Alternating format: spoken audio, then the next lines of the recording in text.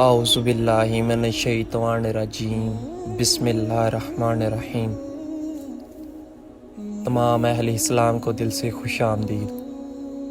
وہ ساری رات نماز میں کھڑا رہتا اور اس قدر روتا اس کے چہرے پر آنسوں کی دو مستقل لکیریں پیدا ہو گئی۔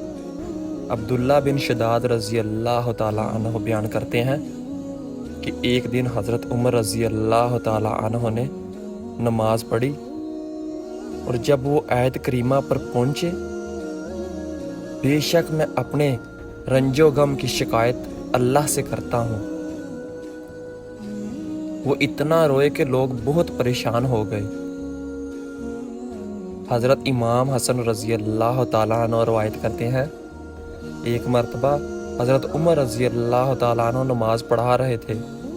جب وہ آیت پر پہنچے، تیرے رب کا عذاب ضرور آنے والا ہے، اسے کوئی ٹالنے والا نہیں، وہ اتنا رویا کہ اس کی آنکھیں سوج گئیں۔ بعض اوقات وہ اس قدر روئے کہ لوگ اس کی زندگی سے مایوس ہو گئے۔ اللہ پاک آپ کو سمجھنے کی اور عمل کرنے کی توفیق دے، آمین سو آمین، جزاک اللہ۔